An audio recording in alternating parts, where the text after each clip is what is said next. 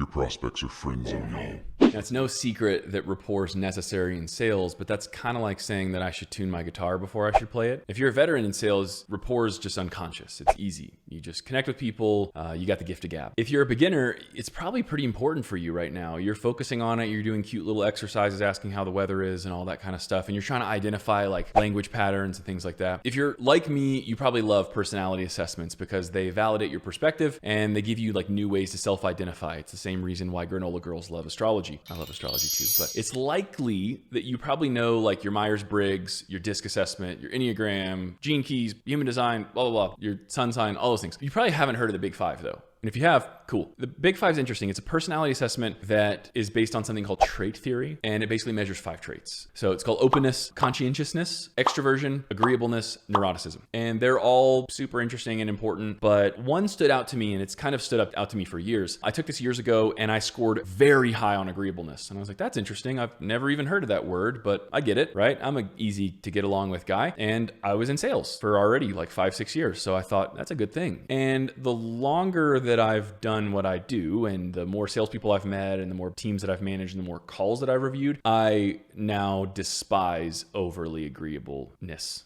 I won't say people, because I love you all. They did a study, the Big Five did, and they found that in military, leaders who scored higher on agreeableness were seen as transformative.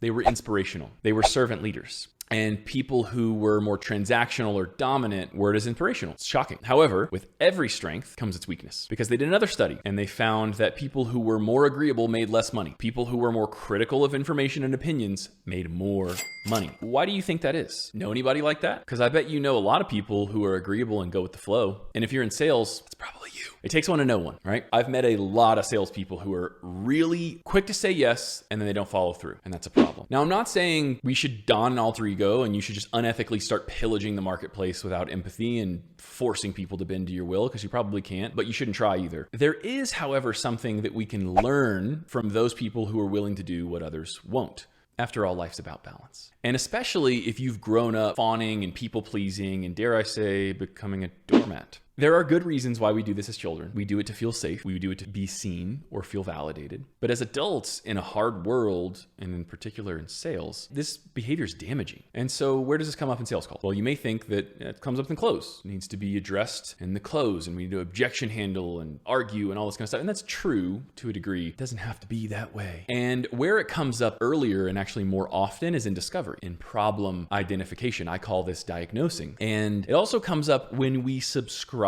or accept people's limiting beliefs. This is effectively enablement to keep them in their safe, comfy little world of human suffering and victimhood. And the real problem with this is that these opportunities that you have for friction, for disagreement, happen long before you make an offer, drop your price, or handle objections. And they happen more often, way more often, because how many times do you get all the way to that point, right? And then how many prospects do you talk to, and whatever the percentage it is, do the math. And it's really, really common that salespeople are confused and flat out wrong about what the objection was with prospect A, B, or C. And so they don't know how to follow up, or they just don't. And they certainly aren't going to win any more deals this month or this quarter. And so you miss this golden opportunity to have a very real, honest conversation about where your prospect's buying resistance is coming from. And that's a shame. So I'm here to help you with that. So what can we do instead? Well, there's 2 simple things, and then there's one massive thing that I would have to say for another video, or you can watch my course on YouTube. Well, first is ask clarifying questions, like why is that, and how so, and what do you mean by that, and could you say more, and what else, and how long has that been going on, all that kind of stuff, right? Clarifying and extrapolating questions. And then next is just simply be willing to disagree with people. Be willing to disagree with your prospect. Just don't rub it in their face, because if you are trying to keep or build rapport, that's going to ruin that and they'll shut down on you. The big one, however, is tell them what's wrong. Again, I've done a full training on diagnosing. So for now, I'm just going to say this. If we don't agree on what the problem is, how the f are we going to ever agree on what the solution is? Because it's so incredibly important to define a problem clearly before we start pitching and presenting solutions. And there's no amount of Jedi mind tricks, word tracks, or slide decks that are going to overcome this friction and a